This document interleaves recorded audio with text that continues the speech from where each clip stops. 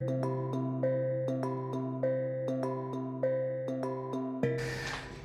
como verás, dije al principio del programa, cuando me senté en mesa, que hoy hemos cambiado las capas y tengo un estandarte del templario. Pero no se conoce como estandarte de la orden templaria, sino que tiene un nombre concreto, que es Beauce. Os voy a explicar un poquito sobre este estandarte y sus orígenes. Sobre el 1190, aproximadamente, 95, no, 95 no fue, el 95 fue cuando le pusieron el nombre, en el 1190, este estandarte se le regala a la orden templaria y se va distribuyendo en las diferentes encomiendas de la orden templaria. Porque el estandarte no solo iba al campo de batalla, sino que también se mantenía en el altar. En 1195, en una encomienda de la periferia de Francia, situada en Lourdes, que es el Alto Pirineo, para no liarme mucho, pues llega un caballero a la orden, a la encomienda, entra dentro de la encomienda. Este caballero se llama Gerardo, o Gerard, pronunciaciones, y al entrar ve este estandarte. Es tal el impacto que le causa al verlo, que lo que pronuncia es O zu Beausen, que así una traducción sería oh, qué grande, triunfante y temeroso estandarte eres, ¿no? Refiriéndose al estandarte de la orden templaria. Pero claro, fue tal el impacto de la palabra Beausen en los demás hermanos y hermanas que se encontraban allí, que poco a poco fueron como propagando esa palabra, hasta el punto de que al final pues, se terminó con el nombre de Beausen. Si os veis como una especie de tablero de ajedrez o de damas, si no juega al ajedrez, juega a las damas, que van con casillas blancas, casillas negras, y culminando en el centro con una cruz roja, lo que no se va a ver mucho, que es un dorado que lleva, ¿no? Es cruz roja con una cruz en el centro dorado. Esto es la cruz roja de brazos iguales, la cruz de sangre y luz, ¿vale? Bueno, luego vamos a explicar detenidamente todo lo que es el estandarte, pero vamos a seguir hablando un poquito del Beauce. El Beauce tenía una peculiaridad, que es cuando iba al campo de batalla, los soldados, tanto de la orden templaria como de las órdenes cristianas que estaban en el campo de batalla junto a la orden templaria, empezaban a invadir una sensación de triunfo.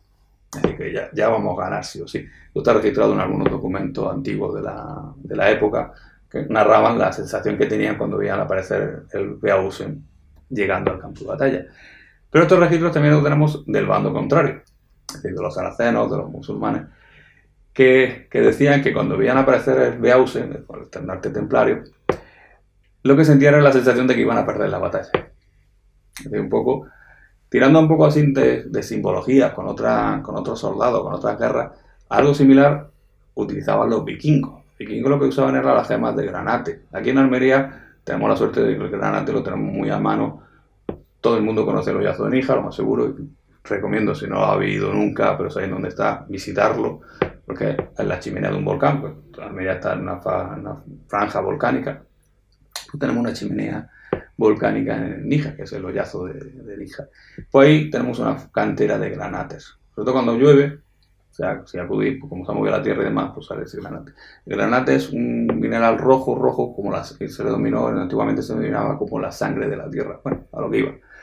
Los vikingos cogían esos granates y los engalzaban en los escudos, en los ojos de la serpiente que se tallaban, se los engalzaban, o en la empuñadura de las espadas. Hay registros que dicen que cuando los vikingos que portaban estas gemas entraban en el campo de batalla, era como una especie de frenesí lo que le invadía, que por más golpes que le recibían, por más que le pegaran con apuñaladas y demás, estos vikingos no caían al suelo, sino que seguían avanzando hasta que aniquilaban por completo al enemigo. Luego morían, lo más seguro, pero durante la batalla se mantenían en pie, como una especie de estado de frenesí o de locura. De ahí surge la palabra de los berserkers. En muchas series de animación y demás utilizan este símbolo como una especie de entidad guerrera que hasta que no acaba la batalla no desaparece del campo. Pues era debido a los guerreros que aportaban este granate. Pues algo similar es lo que pasaba cuando aparecía el Beausen en el campo de batalla. Pues algo similar es lo que pasaba con la orden templaria, pues parecido a los vikingos, ¿no? Es que ese estado de principio es lo que conseguían con el estandarte.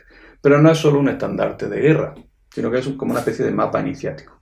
Y explico por qué. Ahora sí vamos a explicar todos los elementos de la orden templaria y su forma. Bien. Observamos primero que tenemos los cuadros negros, ¿vale? Que son estos de aquí. que sería como una especie de nigredo, que se le denomina, que simboliza lo que es la oscuridad del ser. O sea, esas cosas que deberíamos de cambiar o de mejorar para ir evolucionando como personas, es decir, para ser mejores personas de lo que somos, ¿no?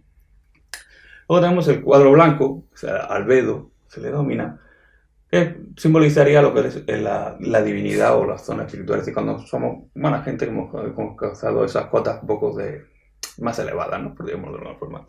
Y luego tenemos la cruz roja y dorada, ¿vale? Que sería como el rubedo, para que no entendamos los términos. Esto simboliza lo que es la unión entre la humanidad y la divinidad, ¿vale? Si os fijáis, tanto en la cruz como, bueno, que no sé si se llegará a apreciar, pero el Beauce terminan en forma de M, tiene una terminación en M, ¿vale? Voy a levantar un poquito para que mi compañero de cámara lo pueda coger, ¿vale? Tienen estas terminaciones en M. La cruz roja, la cruz templaria son de brazos iguales y con la terminación en M. ¿Por qué? La orden templaria es una orden marial. Lo he explicado alguna que otra vez. Nuestra portadora de la orden, nuestra custodia de la orden es la Virgen María. Y de ahí las terminaciones en forma de M. Por eso me hace gracia cuando mucha gente llega y nos reprocha que la orden templaria son machistas porque son solo hombres y tal. Bueno, la patrona, la guardiana, la que nos cuida es la Virgen María. Y es muy marial, es muy femenina la orden. Pero bueno, seguimos.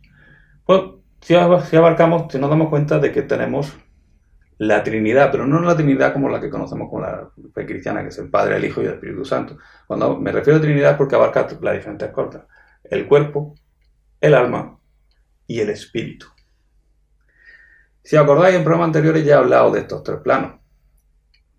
Al inicio, que era una de las enseñanzas básicas de la orden templaria, que luego volví a matizar cuando estuve hablando de Dante Alighieri y su infierno de Dante, que hablábamos de los tres planos, del cuerpo, del alma y del espíritu, y sus bloques, como la vida nova, y la representación que le dio a la vida nova dentro de su infierno. Pues aquí tenemos los tres cuerpos. Por eso se dice que es un mapa iniciático. A su misma vez lo consideraron como una especie de estandarte vivo. Entonces, pasó de ser un estandarte de guerra a una herramienta de iniciación. Muchos de los hermanos pasaban gran parte del tiempo haciendo meditaciones profundas observando el Beauce. Hoy en día se sigue usando como tal. No está en campos de batalla, no se usa en campos de batalla, sino que están puestos en los altares de las órdenes templarias como un elemento iniciático. Bien, proseguimos. Lo curioso del Beauce es que, como sabéis, en el 1314, en marzo, fue cuando aniquilaron a Santiago de Molay. En ese tiempo el Beauce desaparece. Ya no está localizable, ya no se puede, no aparece. Es decir, como muchas cosas de la orden templaria que desaparecieron. El último programa antes del parón de feria yo estuve hablando de Jacques Préjat, que fue el causante o el detonante del resurgimiento de la orden templaria, por eso se denomina el resurgimiento del 52. Pero ahí no aparece el Beauce. El Beauce, por decirlo de alguna manera, sigue estando en stand-by, o sigue estando como desaparecido del plano físico.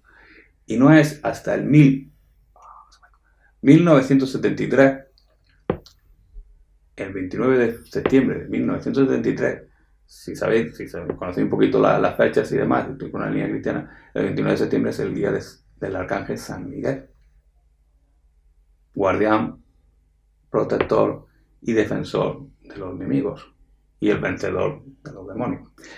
¿Quién mejor para custodiar el Beauce, no? Pues justo esa fecha aparece en una de las torres de un monasterio en Francia ondeando el Beauce. Con esto lo que indicaba es que se reconocía a la orden del Temple, tanto el surgimiento como algunas de las órdenes templarias que siguen con su línea, que es el momento de que la orden templaria se reactiva en su misión, tanto física como espiritual. Y en la encomienda, o en la torre que surge, ahí surge la primera encomienda del arcángel San Miguel. Por eso es uno de los elementos más importantes. Por eso quería hoy traerlo, ya que iniciamos nueva temporada, quería traerlo para hablar de este expresamente. Y ahora vamos a cambiar un poco la dinámica, vamos a intentar sacar esas sonrisas que siempre nos saca Alejandro,